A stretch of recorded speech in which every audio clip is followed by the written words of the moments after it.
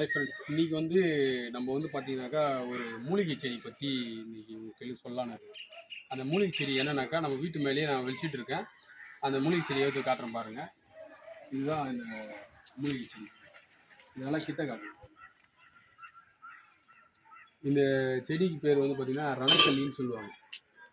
ரணக்கல்லி. இந்த ரணக்கல்லி எதுக்கு யூஸ் ஆகுதுனாக்கா, கிட்னியில் கல் இருக்குதுங்களா, அதுக்கு இதை சாப்பிட்டா கிட்னியில் கல் உடஞ்சி வரும். எப்படியாப்பட்ட சைஸ் கல் இருந்தாலும். இன்னொரு இப்படியே காட்டுறோம்.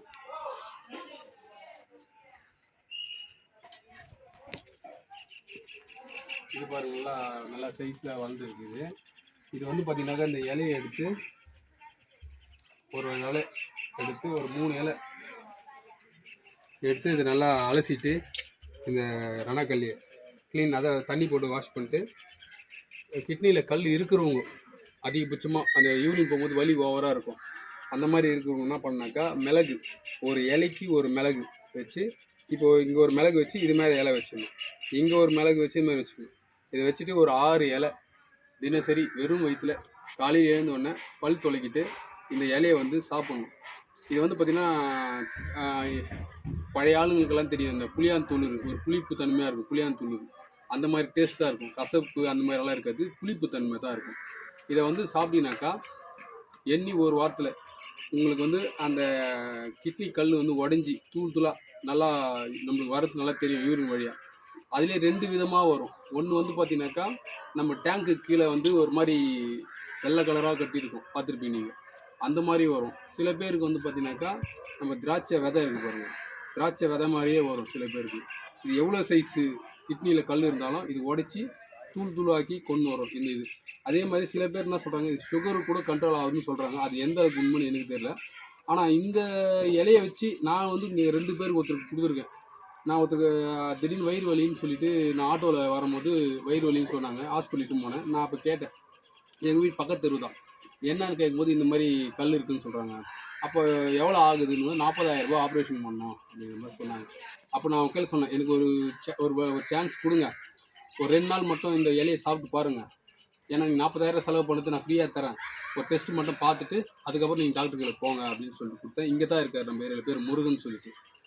அவங்களுக்கு ரெகுலராக 1 to 1 நாள் இட்டுமாயி அவங்க சாப்பிட்டாங்க. அந்த மாதிரி சாப்பிட்டு ஒரு 10 நாள்லேயே வலி குறைஞ்சிச்சு, அந்த யூரினில் இருக்கிற இதுவும் வெளியே வந்துடுச்சு. அது அவர் எத்தாந்து என் எதிரில் கண் கூடாவே காமிச்சிட்டு அதுக்கப்புறம் இந்த செடியும், அதாவது இந்த இலையை நீங்கள் சாதாரணமாக மண்ணில் போட்டால் முளைச்சி வந்துடும். இன்னொரு பேர் சொல்லுவாங்க, கட்டி போட்டால் குட்டி போடணுவாங்க. இந்த இலையை சாதாரணமாக மண்ணில் கொச்சி வச்சா முளைச்சி வந்துடும்.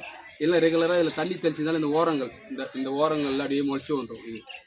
அதுக்கப்புறம் அவர் போய் இன்னொரு பையன், சின்ன ஒரு 18 வயசு பையன், அவனுக்கும் வயிறு வலி ப்ராப்ளம் இருந்தது. அவங்களும் எங்களை வாங்கி போய் சாப்பிட்டாங்க, அவங்களுக்கு நல்ல ரிசல்ட் கிடச்சிது. அதனால் இது உங்களுக்கு சொல்லணும்னு சொல்லிட்டு நான் சொல்கிறேன்.